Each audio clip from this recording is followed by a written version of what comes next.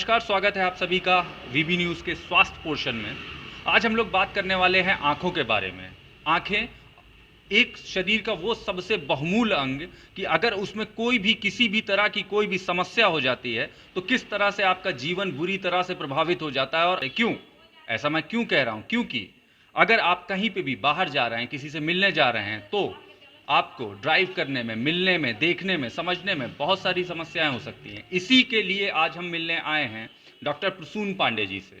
उनसे आज हम लोग जानेंगे इस बारे में कि मोस्ट कॉमन ऐसी कौन सी बीमारियां हैं जो प्रायः लोगों में हो जाती हैं, जिसकी वजह से उनके जीवन में बहुत ही ज़्यादा नकारात्मक प्रभाव पड़ता है, और क्या उनका इलाज संभव है, या कौन सी ऐसी गलतियां, कौन सी ऐसी गलत दवाएं होती हैं जिनको डाल लेने से या इस्तेमाल कर लेने से नुकसान और भी ज़्यादा बढ़ जाता है। आइए आपको मिलाते हैं डॉक्टर प्रसून पांडे जी से।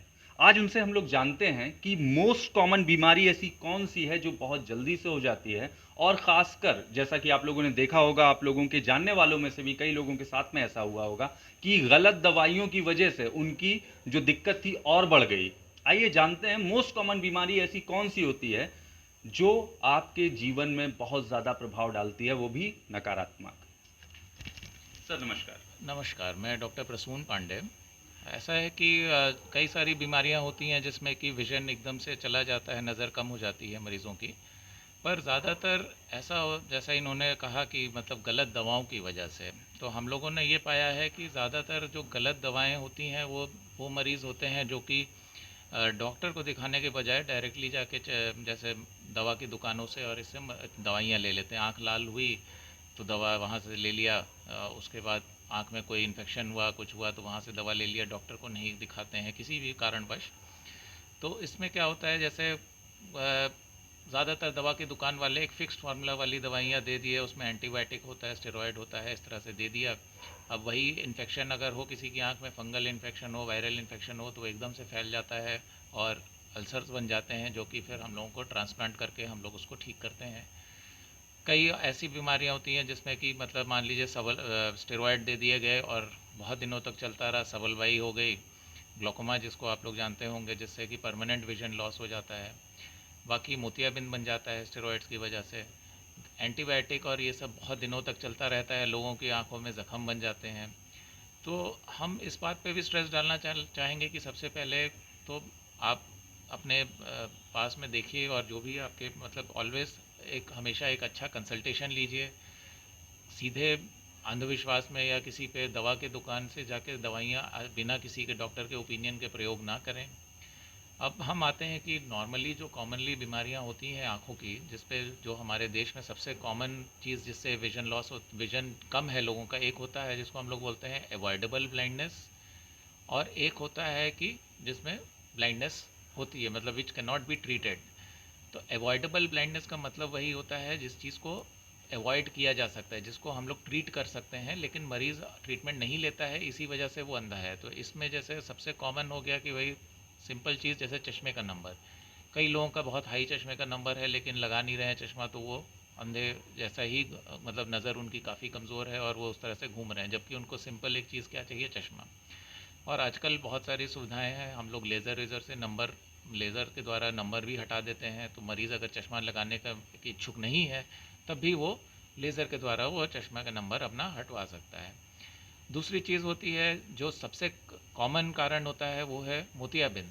अब मोतियाबिंद ऐसी चीज़ है कि कई लोग मतलब उसका डर की वजह से या जो भी उनके कारणवश होते हैं, उससे उसका ऑपरेशन टालते रहते हैं। सर एक और चीज़, लोगों के अंदर एक भ्रांति है कि ये जो मोतियाबिंद का ऑपरेशन है ये बहुत महंगा होता है, जिसकी वजह से कई एक लोग हैं जो अवॉइड करते हैं, या मतलब उनके अंदर कुछ एक इस तरह का भय बैठा हुआ है कि अगर वो आंखों का ऑपरेशन या मोतियाबिंद का ऑपरेशन कराते हैं तो उनका हो सकता है जो बचा खुचा विज़न है वो भी चला जाए। इसके बारे में आप क्या कहेंगे?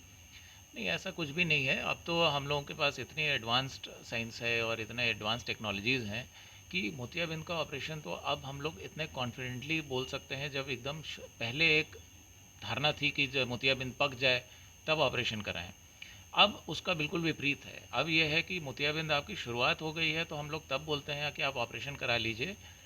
जाहिर सी बात है, हमें अपने टेक्निक पे, हमें अपनी मशीनों पे, हमें अपने स्किल्स पे इतना भरोसा है कि तभी हम आपको शुरुआती मोतियाबिंद में, जबकि मरीज़ को दिखाई दे रहा है, तब भी बोल सकते हैं कि इसको हटवा दीजिए तो इससे और अच्छा आपको दिखाई देगा। जिसको हम लोग कॉमन भाषा में बोलते हैं कि जैसे अब कैटरेक्ट सर्जरी खाली विजन के लिए नहीं होती है, ये रिफ्रैक्टिव सर्जरी भी हो गई है। कि कहने का मतलब ये है कि मान लीजिए किसी का पहले नंबर ज़्यादा रहा हो चश्मे का, माइनस या प्लस जो भी नंबर रहा हो ज़्यादा, और अब उसको मोतियाबिंद की शुरुआत हो गई है, तो ये उसके लिए एक मौका है कि वो अपना नंबर उसको ज़ीरो करा सके। वो अपना जो पहले मोटा चश्मा लगाता था, अब वो मोतियाबिंद के ऑपरेशन के द्वारा वो चश्मे का नंबर भी उसका हट जाता है। अब हमारे पास इतनी एडवांस लेंसेज हैं, जैसे कि मल्टीफोकल लेंसेज, टोरिक लेंसेज, जिससे कि सिलेंडर नंबर भी हट जाता है, जिससे कि दूर और पास दोनों की नज़र के लिए चश्मे की कोई ज़रूरत नहीं होती है। तो इस तरह की इतनी एडवांस लेंसेज हम लोग अब 2 मिलीमीटर की सुराख से जाके ऑपरेशन कर लेते हैं, मोतियाबिंद हटा लेते हैं, उसी 2 मिलीमीटर के सुराख से लेंस डाल दी जाती है आपकी आँख में। ना कोई इसमें सुई लगती है, ना कोई चीरा लगता है, ना टाँका, पट्टी, ये सब कुछ भी नहीं। तो वो ज़माना चला गया है। अब तो बिल्कुल एक डे केयर सर्जरी हो गई है। आप आइए, दिखाइए, 1 घंटे के अंदर आपकी तैयारी हो जाती है, 10 मिनट का ऑपरेशन होता है, ना चीरा, सुई, टाँका, कुछ नहीं, और आप घर वापस फ़ौरन चले जाते हैं। अगले दिन से केवल दवा डालिए और अपने काम पे लग जाइए। तो ये ऑपरेशन अब इतना सिंपल हो चुका है, और इसमें बिल्कुल भी अब डरने की बात नहीं है। जैसे अब पुराने ज़माने में बड़ा चीरा लगता था, टाँके लगते थे, महीनों लोग भर्ती रहते थे अस्पतालों में, तो इसी वजह से वो भय शायद एक ज़माने का अभी तक है, और उस एक मतलब वो एक भावना है लोगों के मन में। दूसरा एक और है कि भाई लोग आप आजकल मतलब एक रहता है हमेशा कि भाई सर्दियों में कराना है, गर्मी में नहीं हो कराना है, और मौसम में कराने पे आँख में इन्फेक्शन हो जाता है। नहीं, ऐसा कुछ भी नहीं है। जैसा हमने कहा कि इतनी एडवांस टेक्नोलॉजी है कि 2 मिलीमीटर के सुराख से हम लोग को ऑपरेशन कर लेते हैं दूरबीन के द्वारा, कि अब आपको चाहे सर्दी, गर्मी, बरसात, चाहे जिस मौसम में आप कराएं, उससे कोई फ़र्क नहीं पड़ता ऑपरेशन के रिज़ल्ट पे।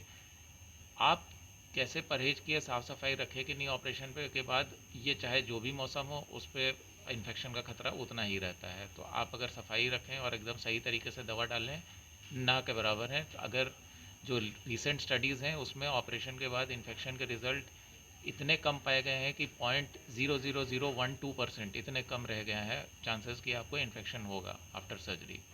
तो मेरी राय यही है कि अब जब आपको लगे कि आपका विजन इम्पैक्ट हो रहा है, कोई उसमें बदलाव आ रहा है मोतियाबिंद की वजह से, उसको हटवा लेना चाहिए। तो देखा आपने कितना आसान है। अपनी घटी हुई नज़र को या आंखों के साथ में कोई भी अगर समस्या हो तो उसको दूर करने के लिए बहुत ज़्यादा टफ नहीं है, बहुत आसान है।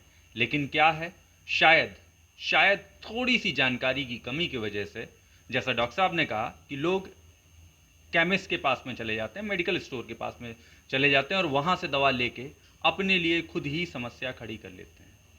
यदि आपके साथ में कभी भी आँखों की कोई भी समस्या हो तो हिचकिचाइए नहीं, जाके अपने किसी भी नेत्र विशेषज्ञ से जाके ज़रूर एक बार सलाह लें दवा डालने से पहले।